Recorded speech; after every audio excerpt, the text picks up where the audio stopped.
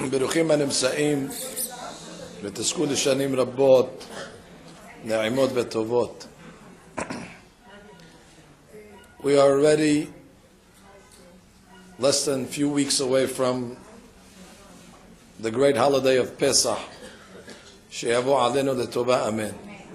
Today's class has been dedicated לעילוי נשמת שלמה ben Esther, Mr. Sal and Towel עליו השלום, by his wife, children, grandchildren. Ruach Hashem, Tinihenu Began Adam, Yuti Nishmato, Tzedura V'tzora Hayim, amen. V'rfu'ah shelema kol chole Amo Yisrael. Part of the preparations of Pesach is not only the cleaning, which of course the Nashim Tzadkaniyot, the righteous women, are involved in, the cooking for the Seder, the men are involved in the baking of the matzot, and all of the other preparations that are needed in order to come to the great Chag of Pesach. One of the preparations is Limud Torah. You have to learn about the holiday. You could have the most elaborate Seder, but if nobody has what to say, and nobody knows what to talk, and nobody has any Hidushim, so the main entree, the Haggadah, it's lacking. So you shouldn't think, when you're taking away from your busy schedule, and you're cutting the day, and you come to a shi'ur, you say to yourself, wow, I have to stop from what I'm doing. This is what you're doing. This is part of the busyness. Part of the busyness is to come and study Hag Pesach. That's an obligation, just like it's go to the butcher and go to the supermarket. So this is part of your errands, you have to look at it. Not an interruption of your errands. This is part of the obligations before the Pesach. The Haggadah. Ladies are obligated in the Haggadah like the men. I have to remind you of that because you're so used to hearing ladies are exempt, ladies are exempt. When it comes to sitting in a sukkah, ladies are exempt. When it comes to shaking a lulav, ladies are exempt. When it comes to wearing tefillin, well, that's debatable today. But let's say, besides if a few opinions, ladies are exempt, and so on and so forth. However, when it comes to Pesach, ladies are obligated. They're obligated in the Arba Kosot, in the 4 cups. They're obligated to eat the Masa, and they're obligated to hear at least the main essence of the Haggadah Shel Pesach. What is the main essence? Rabban Gamliel Haya Omer, כל שלא אמר שלושה דברים אלו בפסח, לא יצא ידי חובתו. ואלו הן פסח, מסע ומרור. At this point of the Seder, the ladies should make sure that at least they're present, that they hear the 3 integral keys to the Pesach, to the Seder, and to hear an interpretation of what these 3 items mean. What is Pesach? What is Masa? What is Maror? It's not enough just to say these 3 magical words. You have to elaborate, and the Haggadah did it for us. The Haggadah gave us a paragraph explaining what is Pesach. It explained to us what is Masa, and explains to us what is Maror. That's the bare minimum. So at least at that point, the organizer of the Seder should make sure, hey, ladies, come back to the Seder. They say, oh, we're busy in the kitchen preparing. We need you for 2.5 minutes. Come back inside. And the leader should say it in the language that is understood by the people. If they're going to read this in Lashon HaKodesh, for example, in Hebrew, and the ladies don't speak Hebrew, so what did you gain? They still don't know what Pesach is, they still don't know what Matzah is, they still don't know what Maror is. So therefore it's proper, at least for this section, to say it in a language that's understood by all.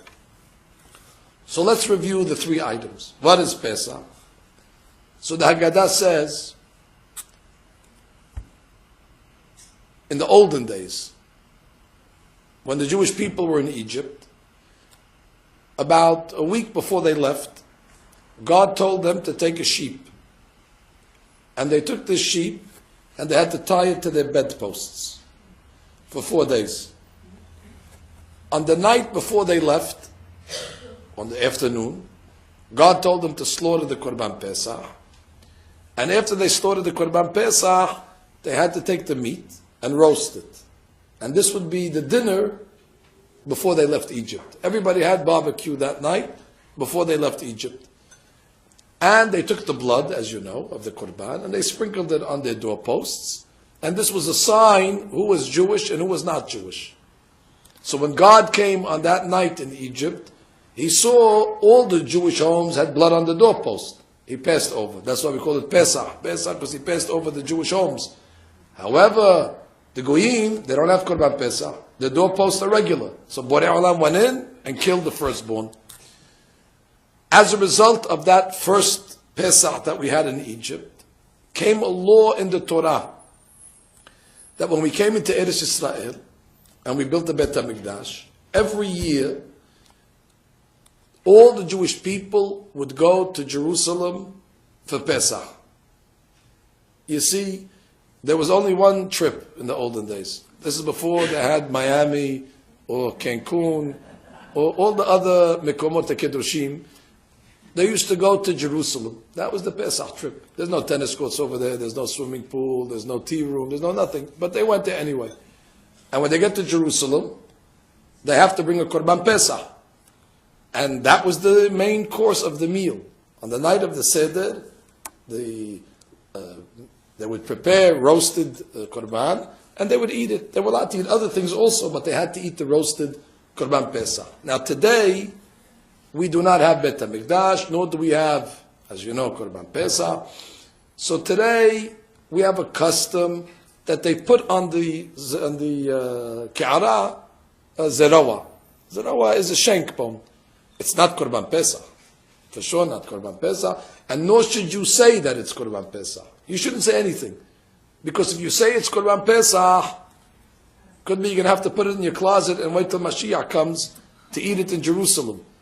So therefore you just put it on the Ka'ara, and we think in our brains, this is just a commemoration of the meat that they used to eat at the night of the Seder. So that's Pesach.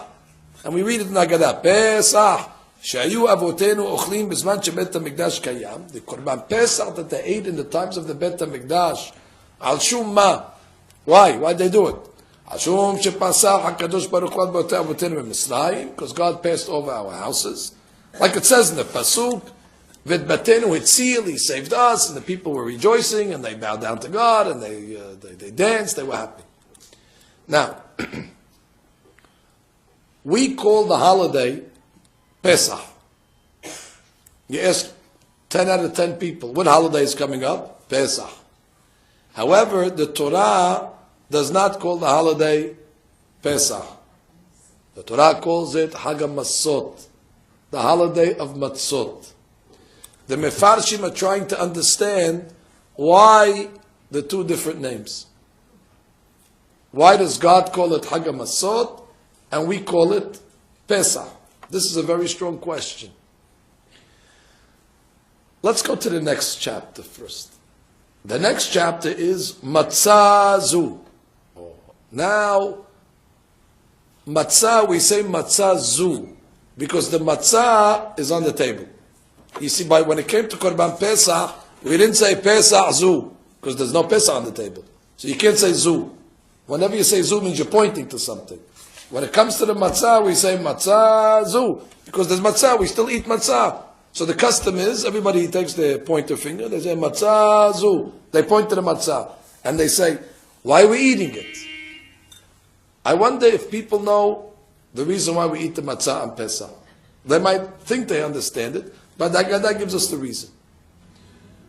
When the Jewish people were leaving, God told Moshe, go tell the people to pack up everything, to put on their belts, to get their sticks, eat quickly the Korban Pesach, and you have to leave. So what did the ladies do? The ladies know if they're going to go and travel, they need to prepare snack. They need to prepare food for the derech. Especially where they're going, there's no food.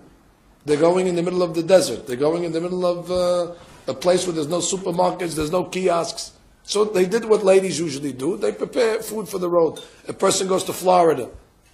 He has one luggage just of food for the 2.5 hour plane. And he's going to food. But just on the way, maybe something's going to happen, they bring extra food. Or the more so when they're going to a place where there's no food, So the ladies started to make dough. What were they planning on doing? To make bread. They're planning to make bread. All of a sudden, God says to them, there's no time for this. All we need is 18 minutes. We need 18 minutes for the dough to rise. We'll have pita, we'll put it in a bag, we have a snack. Borei Olam says, there's no time, even 18 minutes we don't have. So what should we do? Put it in the oven. Put it in the oven now. So everybody took out of the oven matzot. And the custom was they put it on the shoulder. And they came out of Egypt, mish'arotam, sirurot, besimnotam, al shikmam. They had all the matzah on their shoulders. That means the matzah reminds us how fast we left. That's the key. The matzah reminds us that we left in a hurry, that we didn't even have enough time to wait 18 minutes for the dough to rise. Now you're going to ask me, Hacham, what's the big rush? We were there for 210 years.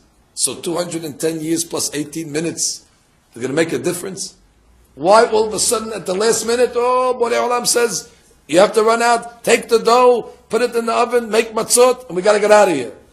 The Zohar HaKadosh explains that the Jewish people, unfortunately, over the 210 years in Egypt, they fell to a very low level of tum'ah, of contamination.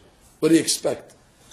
If you don't understand it, look at the Jews in America. The Jews in America are here for about 210 years, and look what unfortunately happened to them. Not you. You ladies are the exception. But unfortunately, a lot of the Jews have assimilated. Goy mikiriv goy. Like the Midrash says, halalu of the avodah zarah, halalu of the avodah zarah. Even the Jewish people sunk to the level of avodah zarah. So God said, if you're going to stay in Egypt, even for a few more moments, you're going to fall into the 50th level. And once you get to level 50, that's quicksand. That's the point of no return. So Borei Olam tells the people, listen, forget about bread. We'll worry about what you can eat later. Just take the dough and go. No, we need 18 minutes. If you're going to wait 18 minutes, forget about 18 minutes. If you're going to wait 18 seconds, you'll never leave. The tum'ah is this close. Now I want you to know something. Paro knew this. Paro had a lot of knowledge. And he knew that the longer the Jewish people stay in Egypt, the better chances they have of never leaving. So that's why when God tells Moshe to tell Paro that we're bringing plagues, after the first plague, don't you think Paro would let the people go? The first plague of blood was devastating. There was no water to drink. Blood all over. All the fish died. The land is putrid. And Paro, after the plague is over, says, I'm not letting them go. Why? Because as much as he suffered, he said to himself, if I could just hold on to them for one more year and suffer, I'll have them forever. So he knew there's only a small amount of time on the clock. And therefore he says, I'm going to push myself. So then the Sefardaya came. He said, it's difficult, but I'm going to push myself. And now he's at the last minute of Makat Bechorot. He knows if he could keep the Jews there for one more second, he has them. Now you have to know the miracle. That we were this close and Paro was able to hold on. He held on to the last possible second, but then Borei Olam brought fear into Paro and to the Egyptians. And after that moment, Paro came to Moshe Rabbeinu and said, Kum utzi'u metoch ammi. Go out. That means we got saved at the last possible moment. So the matzah reminds us of the speed and the favor that God did by taking us out so fast. Now I want to tell you something.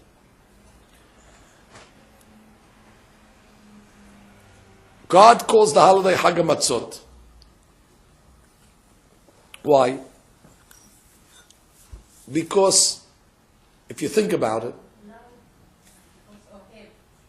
the love of God to us is incredible. And he says to himself, Borei Olam says, look how good the Jewish people are. I told them to leave Egypt. They had no food. just a couple of crackers, and nobody complained. Nobody said, what are we going to eat? Nobody said, what are we going to feed the children? Nobody said, what are we going to make for breakfast tomorrow morning? Nobody said, how are we going to live? They knew that they're going to a place where there's no food, and everybody's carrying 3 matzot on their shoulder. How long can 3 matzot last? How long can this last to feed an entire nation? A mother has motherly instincts. She's worried. Nobody told Moshe Rabbeinu what is going to be. That means they all had emunah. They said, if God's telling us to leave, He'll figure out what we're going to eat. So therefore God says, look how good my Jewish people.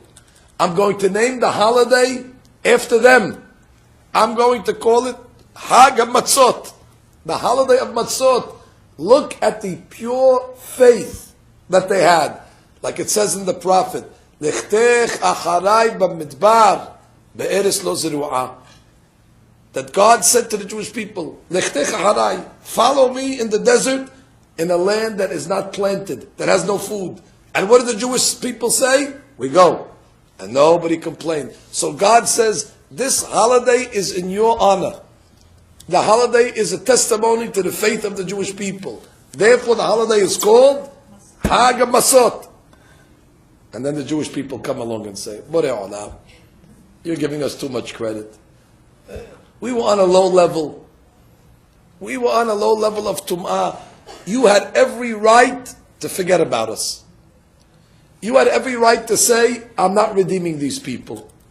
And still you came on that night of Makat Bechorot, and you passed over our houses.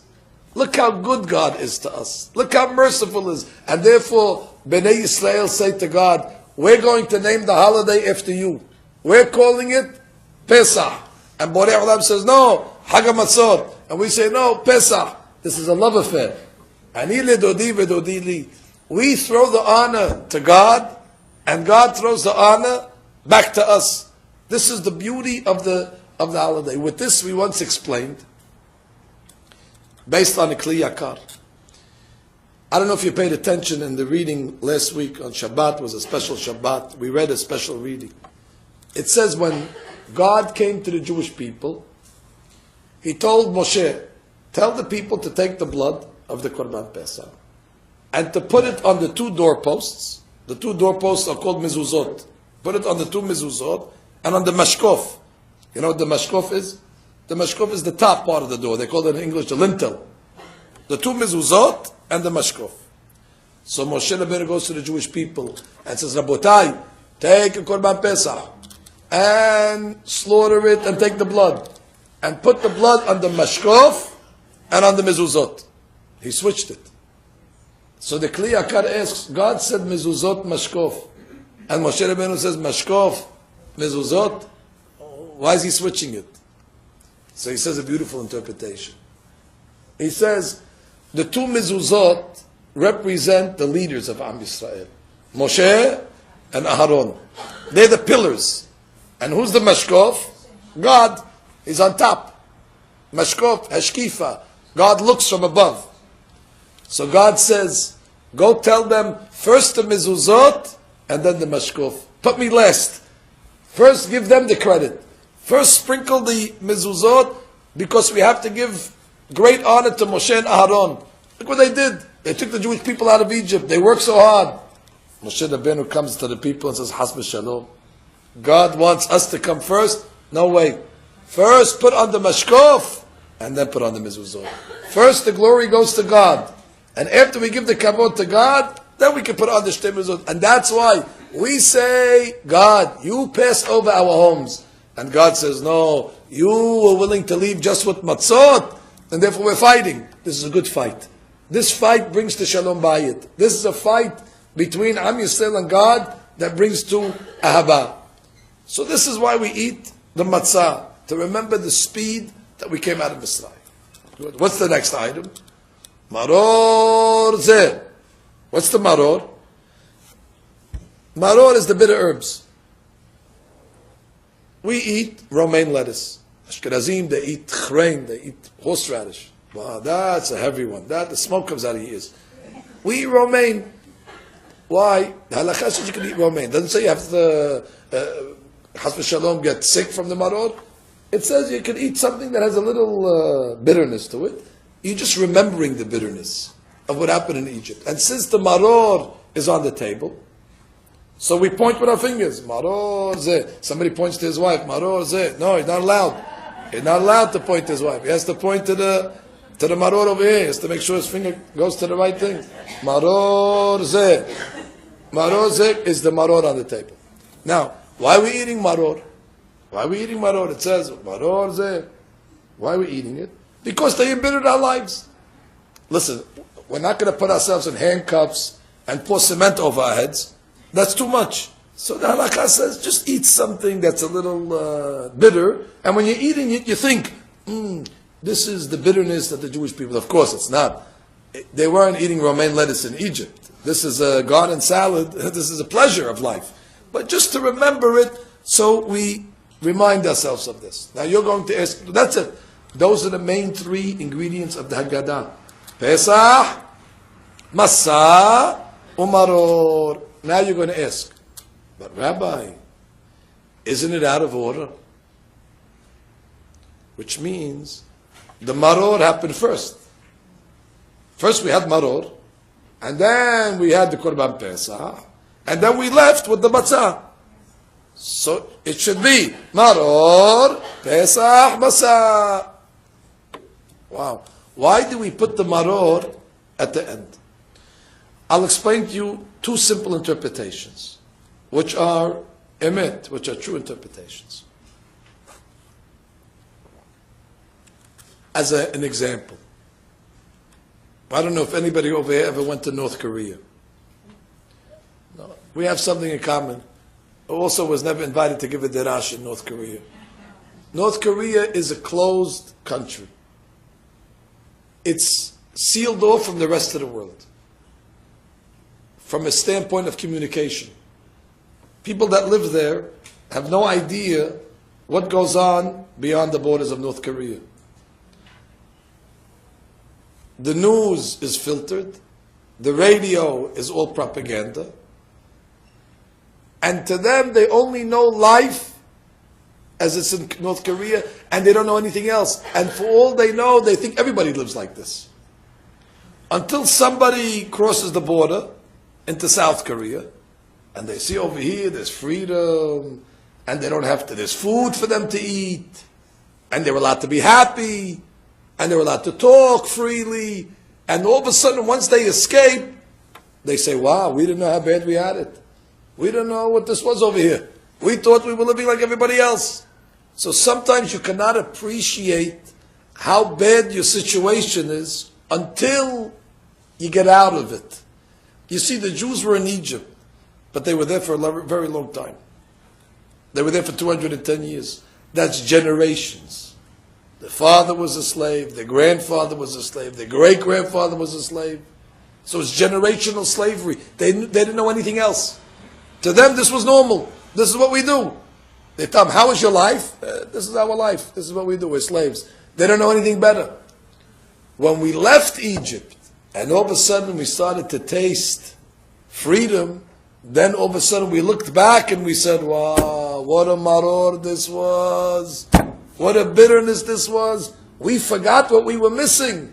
We didn't know what's out there. We didn't know what's possible. So therefore, a lot of times the maror can only come after the Pesach and the Masa.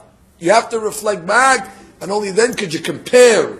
When you taste freedom, you're able to figure out how difficult and how bad and how terrible the avdut is. That's a beautiful, simple interpretation, clean.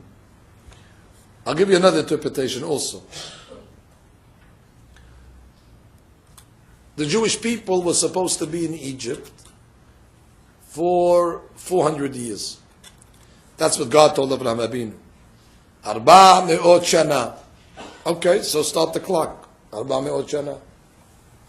Only thing is, we didn't stay in Egypt for 400 years. We didn't stay in Egypt nearly for that time. We actually left 190 years early. That means we only stayed 210. And everybody asks the same question. What happened to the 190? God doesn't change his mind. God said 400, it has to be 400. So the Hakamim say, I give a mashal. I told you this mashal once. If a person has a 30-year mortgage, he has to pay every month $2,000 for 30 years. Then his friend tells him, you know something? If you pay an extra $1,000 a month, you'll be able to finish this mortgage in half the time. The guy says, pay another 1,000. I don't even have the 2,000 that I'm paying. Where am I getting another $1,000 to pay it? I suffer at the end of the month for the 2,000. Now you tell me to pay an extra 1,000 to get it in half the time. He says, I'm just giving you advice. So the guy's thinking, wow, half the time, it's a big incentive. So he starts to squeeze from other things, and he tells his wife, listen, we cannot go out for dinner. We cannot go on vacation. We cannot have any extra. We have to wear all the old clothes that we've been wearing. We cannot buy anything new. How long? For a couple of years we have to live in austerity, and then you're going to see something very good. Okay, I'm trusting you. And all their friends are saying, what happened to them? They used to have extra money in their pocket. Now they live very, very simple. They don't have an extra $1 to buy a coffee because all the extra money to the mortgage. All of a sudden, after 15 years, the mortgage company says, Hazak Baruch, you're free, balance zero. So, wow, it was worth all the suffering. Now for the next 15 years, when everybody else has to pay, I'm free. So therefore, sometimes the maror leads to a freedom, a redemption. How does that apply to Egypt? The Jewish people worked excessive. The Torah says, avodat parich. There's avodat parich. Avodat parich, it means exponential avodah. It's avodah to the 10th power. That means we worked from early in the morning to late at night, not 9 to 5, at a certain time, but all stopped even giving us the bricks. We had to make our own bricks. We had to collect our own straw. Impossible work. But God says, you were able to do 400 years of work in 210 years' time. So the extra work cut the bondage in half. So that's why it says, Pesach Masah. We brought the Korban Pesach and we left in a hurry. Why did we leave in such a hurry? Because of the maror. Because it was so bitter. Because it was so difficult. So that already expedited the redemption, and therefore we were able to get out much earlier. That's a very good. This explains me something else. Our custom, we take the maror, we dip it in the haroset. For some people, the haroset is the highlight. They're waiting all seder till they can eat the haroset. Everybody has different customs how to make the haroset. And the halakha says that you're supposed to make it to look like the tar or the mud that they had in Mitzrayim. The Ben Ish Chai tells a story of a rich man. He told his servant, go to the shuk, go to the market, and buy me egozim and tapuhim. Egozim is nuts, and tapuhim is apples. The Ashkenazim, they put apples in the haroset, they put nuts in the haroset. So he told his servant's name was Baruch Hirsch. Ashkenaz guy, Baruch Hirsch. He told him, Baruch Hirsch, go buy me egozim and tapuhim, nuts and apples for the haroset. He went. Meanwhile, this Baruch Hirsch, he gets lost in the market. The guy's all upset. Where's the guy? I need to make the haroset. He doesn't come. Finally, he shows up, Baruch Hirsch, 2 minutes before the holiday. And the master is very angry at him. He tells him, I don't understand you. I sent you early in the day. And you come 2 minutes before the holiday now. We're rushing, we're nervous. He lost his school. So he tells his servant, you know something? Behemah! He calls him a behemah. Wow. Calls him a behemah. So the other guy, Baruch Hirsch, looks at the master and says, Behemah, ata. You're a behemah, ata. Wow, now they started to have a fight. So the master is a very smart guy. He says, listen, if I don't fix this, we're going to go into the holiday fighting. I have to think very quickly how to get out of this now. He said, what are you getting nervous? What do you think Behema is? Behema is Rashi Tevot. Baruch Hirsch Ma Heveta. I was asking you a question. We're rushing, it's 2 minutes before the holiday, I don't have time to talk to you. So I said, Behema, don't you know Rashi Tevot? He says, yeah, I answered you, Ata, Egozim, Tapuchim, Heveti. What do you think? I know Rashi Tevot also. Egozim, Tapuchim, Heveti. So anyway, the custom is, they take the maror, and they dip it in the haroset. So you're going to ask me, Rabbi, you just told me the whole purpose of the maror is for the bitterness. And then you put sugar on it. So make up your mind. If it's supposed to be bitter, bitter.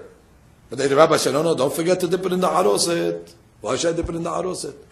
If I really want to taste the bitterness, they should say, no haroset. The explanation is because they want you to remember that even in the maror, it's what we call bittersweet. What is bittersweet? There was a sweetness in the maror. What was the sweetness in the maror? The fact that we were able to get out 190 years earlier. So that's a sweetness. So when we look back at the maror, yeah, we taste the sharpness of the maror, but we say, you know what? We look at our mortgage bill after the 15 years and it's balance zero, we smile. They say, you're smiling at the maror? Yeah, because we saved 15 years. And this is not 15 years, this is 190 years. So therefore, we dip the maror in the haroset in order to remind us of the sweet or the bittersweet effect. But I'd like to say another interpretation. In your honor.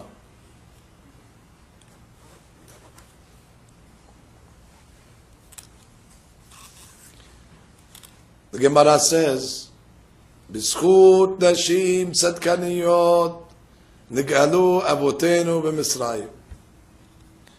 It was the merit of the righteous woman that the Jewish people came out of Mitzrayim. They give the credit to the Jewish woman. That's why the ladies are obligated in all the mitzvot, because they actually are responsible for the redemption.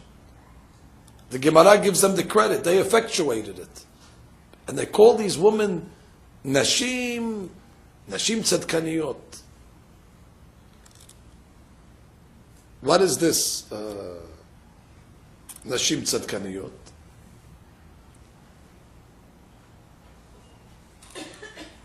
In the Haggadah Shel Pesach, there's a part of the Haggadah, most people don't know what it means.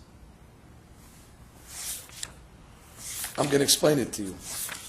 At a certain point, we say,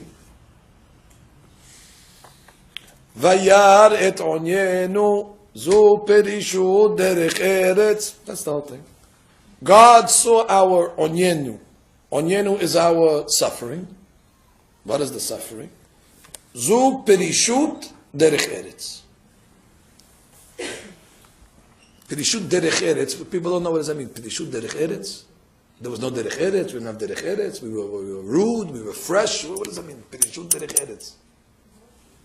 It means that part of Paro's diabolical plan was to separate the husbands from their wives in order that they should not have children.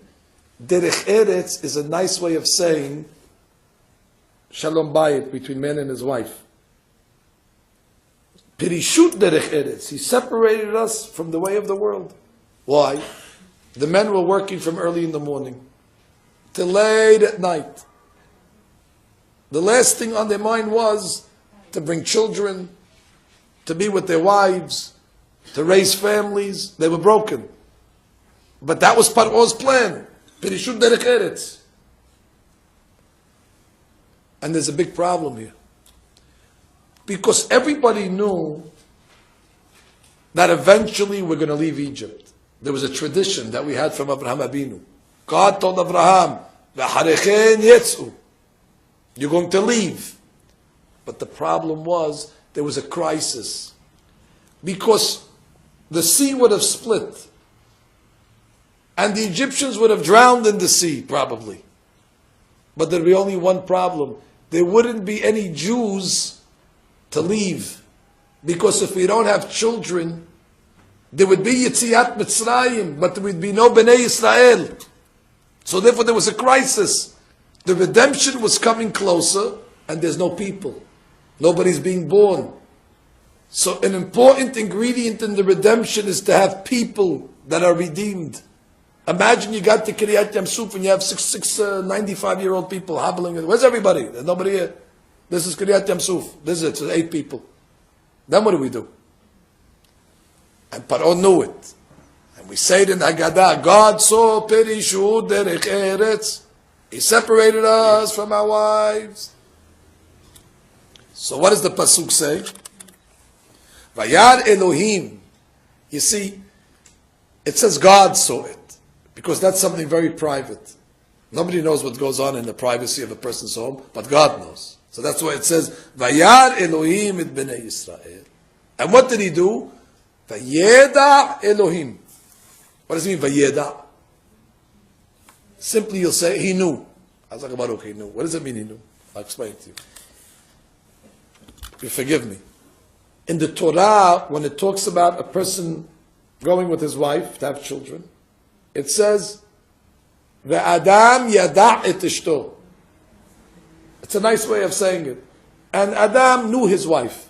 Yada. So the Pasuk says over here, Vayeda. That's a verb. God created that there should be a yedi'ah between man and wife. Vayeda. He created this yada. How did he create it? The Jewish woman, the Gemara says in Sotah, were righteous. The men already said, we're not having any more children. For what? So they can go into the concentration camps. They didn't have emunah enough to say that we'll have a better day ahead. They gave up. They relinquished hope. They made yi'ush. Yi'ush means they just said, they surrendered. They said, finish, there's nothing we can do. But the Jewish woman had a lot of faith, a lot of emunah. I don't know why. I'm sure I could look it up in the books. But generally speaking, women have more emunah than men, as a general rule. For some reason, the men panic. The men get nervous. They're worried. What's going to be? Parnasa, how am I going to live? And what if this happens? And what if that happens? And they're anxious. And the job of the Jewish woman, even today, is Borei Olam, God takes care of everything. What are you getting nervous? What are you getting upset for? Put your faith in God. Even today, we see the Jewish women have a tremendous amount of faith in God. This is a trait that they have. I don't know why they get the dominant emunah trait, and the men have to work on it more difficult. As I said, but this is an old story. In Egypt, the woman said, we're getting out of here one day, and if we don't have children, it's a problem. And even though these are dark days, we're going to have children. How are they going to have children? The husbands are not interested. So it says they used to go out to the fields with buckets. 1 bucket of hot water and 1 bucket of fish. And they're carrying the buckets. Not so easy. It's heavy. They go out all the way to the fields, to the mud pits. The husbands are working and they're building, and also I see their wives. Hey, what are you doing over here? I came to give you a little massage from the work that you're doing. Massage? Pesach, massage umaror. So they take the water and they pour the water on them and they give them, they feel good, hot water on them. And we brought you lunch. Wow, lunch? What did you bring for lunch? Dagim, fish. The fish is marbeh de zera. So therefore they ate the fish. And all of a sudden, as they're eating the fish, the ladies brought a little pocketbook with them. In the pocketbook they have a mirror. Mirror and a little makeup. And all the other things that they put on their face.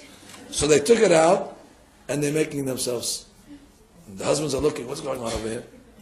In the middle of the field, they're putting themselves with makeup and making themselves like this. And they felt good. For a minute they felt good. They felt relaxed after they have water and have a seudah. All of a sudden, the Midrash writes, the men changed their mind. Only because the ladies were able to seduce them to have children. This is a trick of the Jewish woman. Because, if they don't have children, there's no Yetziat Mitzrayim. All of a sudden it says the ladies got pregnant. But not one pregnant. Sextuplets. Everybody had sextuplets. This is without fertility. Without shots and hormones. This was standard. Sextuplets was normal. But how are they going to give birth? If they give birth in Egypt, the Egyptians are going to go crazy. They're going to kill them. So it says they went to the orchards. They used to have outside of Egypt in the fields apple orchards. So they went to the apple trees. It's a modest place. And it says in the Pasuk in Shir HaShirim, Ta'at tapuach orarticha, Shama hibbelatcha, he was pregnant over there, Shama hibbelatcha emecha, Shama hibbela yiladatcha. And over there she gave birth under the apple tree. 6 at a time. Now what's going to happen? Who's going to take care of these children? She cannot take them back to Egypt. Imagine she comes back with a carriage of 6 like this. They just say, what's going on over here? What's going on? 6 at a time? You're blocking all the streets. They would not allow it. So the woman, they turned to God and they said the following. God Almighty, we did what we're supposed to do. Now you do what you're supposed to do. Could you believe this? The Jewish women have faith like this. They said, you asked us to have children. We went, mirrors, makeup, we did everything. Now, what should we do? More than this we cannot do. Borei Olam said, no problem. And the Jewish women had so much faith, they left their children in the fields, knowing full well that God will take care of them. For a lady to abandon a child.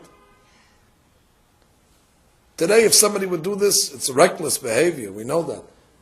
We don't recommend it. Somebody puts a baby on Ocean Parkway on a bench. Borei Olam, I did what I'm supposed to do, you do what you're supposed to do. You put her in jail forever, for life. This is reckless. Because the circumstances do not warrant it. But then in Egypt, they had no choice. Listen to what the Gemara says. God made a miracle.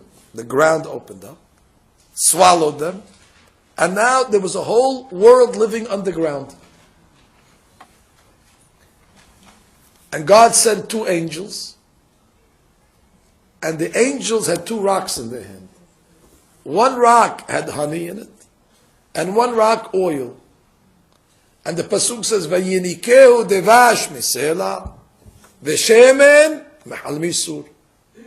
And they're sucking on the oil, and on the honey, and they're growing. They're being brought up by angels. All of a sudden, when the time came for them to go back home, so they started to grow out of the ground, like grass. They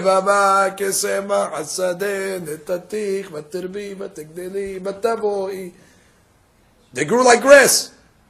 The Ben Ish Chai says, how do they know how to go home? Where are they going to go? Borei Olam put in their brain GPS.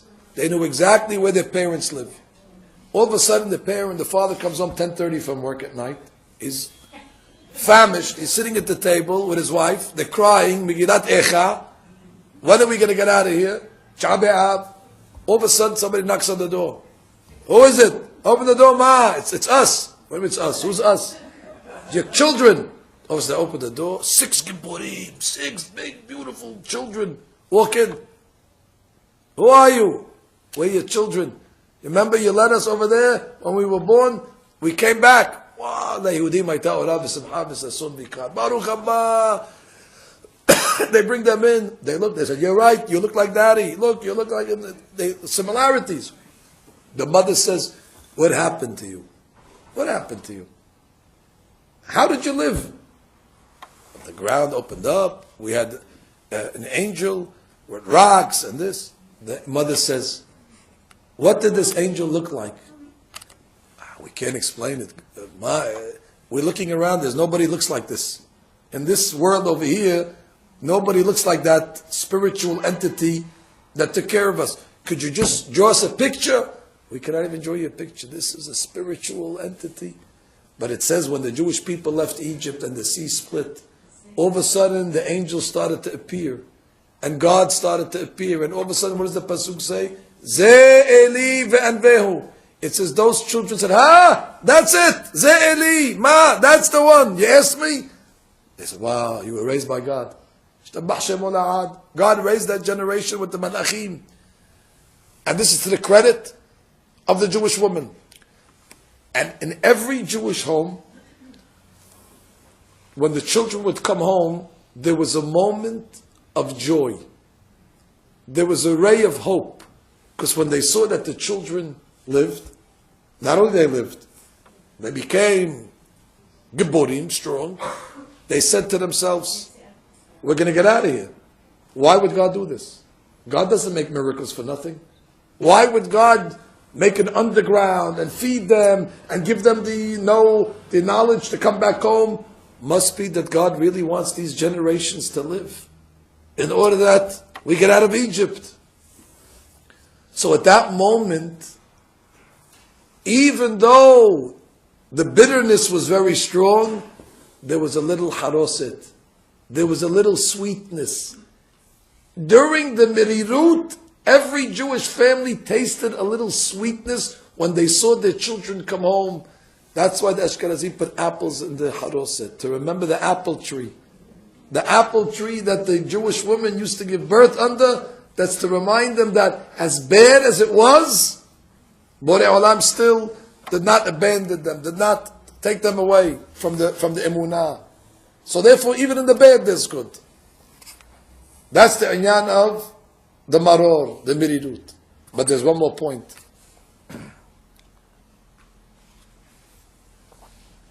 And this is an important yesod as well.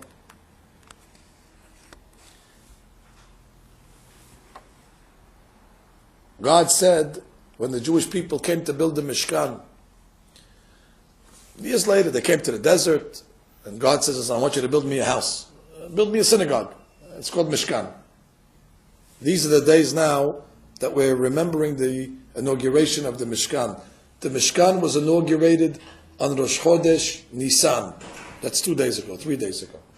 And every day, for the first 12 days of Nisan, they brought sacrifices. So these are the days we talk about the Mishkan. What happened? God tells Moshe, I need you to make a sink. Okay? You need a sink. Every synagogue has a sink. Why? So the Kohanim can wash their hands and their feet. Okay, what should we make it out of? Copper. Copper? Okay, copper sink. Beautiful. Where should we get the copper from? God says, go to those women that came out of Egypt, go to their pocketbooks, ask them to give you their mirrors. The mirrors? Which mirrors? The mirrors that they used when they went out to the fields to put on their makeup. Melt it down and make the sink. Wow, I wouldn't have done that. The mirrors is vain. The mirror is vanity.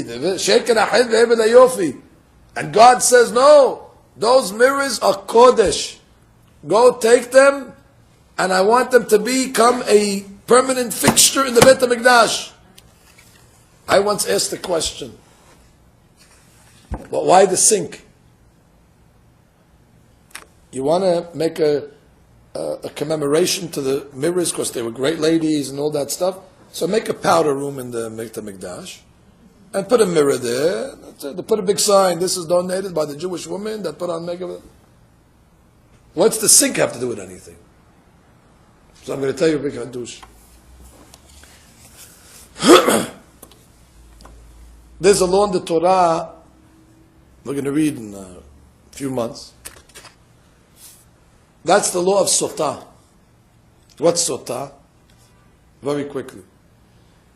There's a husband, he suspects his wife for immodesty, impropriety, infidelity, whatever word you want to use. So he tells his wife, hey, listen, you're very flirtatious. You're not behaving properly. I see you're talking to this man. What do you want? I was in a wedding. He came to me, asked me a question. Nothing to do with zero. What are you making? What am I making? Because I saw twice already you're talking to him. What should I tell you? It's a coincidence. There's nothing. You're blowing it out of proportion. Okay, fine, but I'm warning you. I don't want to catch you alone with this man. Okay, nothing to worry. A few weeks later, they go to a place. Also, he says, where's his wife? Where's his wife? He doesn't know his wife. He's texting, where are you? Where are you? All of a sudden, he sees there's a door closed. He opens the door. He sees his wife over there with the men. They're not doing anything. They're sitting. She jumps up. Oh! Didn't I tell you you're not allowed to be alone with this man? No, we weren't doing anything. I promise. He was teaching me Dafa Yomi. I wasn't. What? You never did Dafa Yomi before. Now you started doing Dafa Yomi. Nothing happened. But I told you don't be alone. I was in here first. He came in to get his coat, and the door closed. What happened in a second? And I came at the exact moment when you were. He's suspicious now. He says, why? This is not a good situation. Tomorrow, pack your bags. We're going to Jerusalem. What's in Jerusalem? We're going to the Kohen, and the Kohen is going to tell us if you're innocent or guilty. How? Takes the water, and he pours the name of Hashem in the water. I say he erases the name of Hashem, and she drinks it. If she's innocent, she's good. Everything's nice. Everybody lives happily ever after. If she's guilty, why? It explodes. So they come to Yerushalayim. He's running with her. Where's the Kohen? What do you need? Sotah. Oh, Sotah. They make an announcement. Rabotai, there's a Sotah in the Bet HaMikdash. They used to have a gallery upstairs. Whoever wants to watch it. Because it's a big thing. So everybody comes. Oh, you might see a Sotah blow up. It's a big thing. Everybody comes to the top over there. They have to put on gear so they get protected from all the splash factor if she blows up. And now the Kohen says, okay, come with us over here.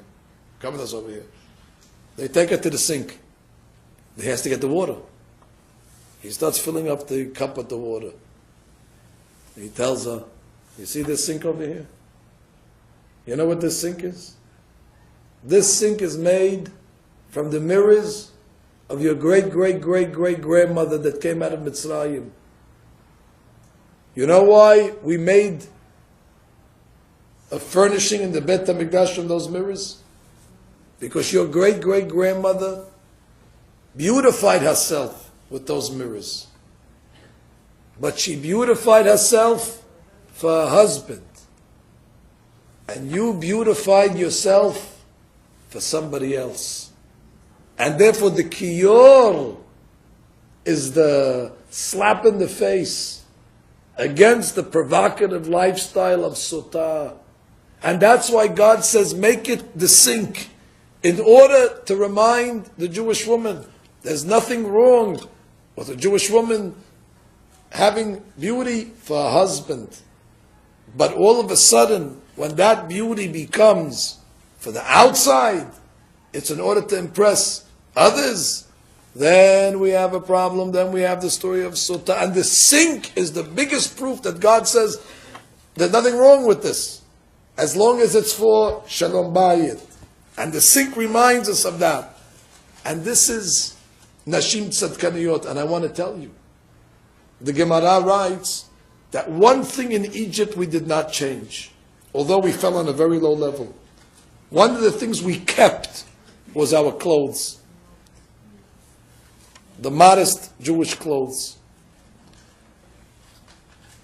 I'm not sure exactly why in our generation we've advanced in many areas. Our food is more kosher than previous generations, and our matzot are more strict, and our lulavim are everything that we have in religious life, our mikvaot, our tahor kodesh, everything that we have is on such a high level of hidur. Hidur means perfection.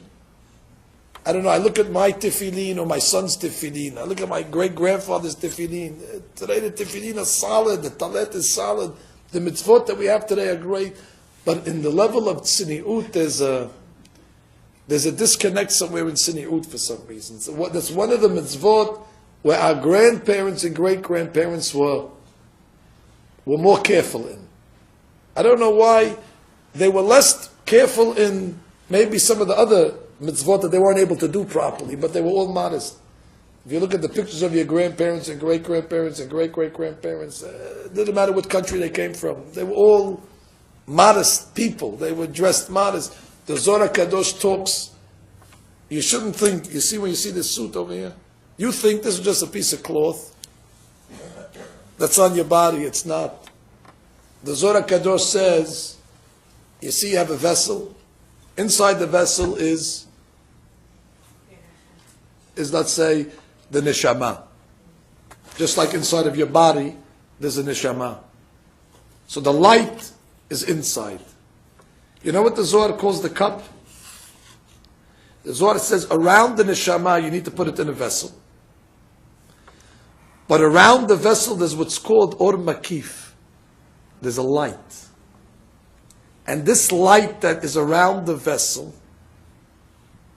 pushes away all demons and spirits and mazikim that come to hurt the body. This light that's on the outside of the keli, of the malbush, it wards away all, so you don't see it. But I know great Kabbalists, they look at a person, they see there's like a halo around him. Where does that halo come from? From the clothes. The malbushim, the fact that you're covering your body, that creates or makif around you. That means everybody who's dressed properly has or. So you say, big deal, so I have the or, I don't know. It's a big deal. Because when, God forbid, mazikim and demons and spirits and all the dark side try to get to a person, they say, oh, this one has a light, they leave that person, we can't go after that one, it's too bright for us. And they go pick on somebody else. So the clothes of a person actually is the shemirah of the person. It's the protection of the person. And could be in Egypt, because at least they kept their malbushim, and the Jewish women kept their modesty. There was no impropriety by one Jewish woman with Haz v'Shalom any of the Egyptian men. That the Torah makes a point of telling us that. It seems that sini'ud created an or makif, a great light, and on that night when we left, the mazikim were not able to affect us. For our purposes, the holiday is about Pesach and about Masa and about Maror. It's about the love affair that God has. God says it's your holiday of Matzot, and we say it's your holiday of Pesach. God says first put on the mezuzot and then the mashkov, and we say no, first the mashkov and then the mezuzot. And we're reminded that even in the worst times, when a person goes through a personal struggle, even though a person is going through difficult times personally, the emunah is what gets a person through it. Vayi erev, vayi boker. Always after the darkness comes the light. It has to be. Even in the North Pole, it's dark for 6 months, but then it becomes light. Ve'emunatecha balelot. Emunah is needed in the dark times. That's why in Arbit, after Shema, we say ve'emunah kol zot. At night you need emunah when it's dark, when you don't understand things. The Jewish women have that intuitively. That even when their life is a little shaky, or things are going on in their home that are a little unsettling, it's the woman's bedrock emunah that got us out of Egypt. And I have a secret. History repeats itself. Just like God took us out of Egypt in the zechut of the Jewish woman, God is going to redeem us again in our generation, in our exile. B'zchut nashim tzadkaniyot, and will be fulfilled on us. B'nisan nig'alu, u'b'nisan atidim niga'el, b'mehera b'yamenu, amen. I take this opportunity, ladies, to first bless you, because I sat as sandak today for the grandson of one of our great members, Mrs. Abud, Hashem Ishmereah, and I bless you that Be'ezat Hashem, you should have osher v'chavod, me'ata ba'ad olam, in good health and prosperity and happiness and peace of mind and peace of home, and much pleasure from all of your descendants and your wonderful families. Amen. And God should answer all of your requests. Amen. L'tovah. I say to all of you, Hag Kasher v'sameach. Amen.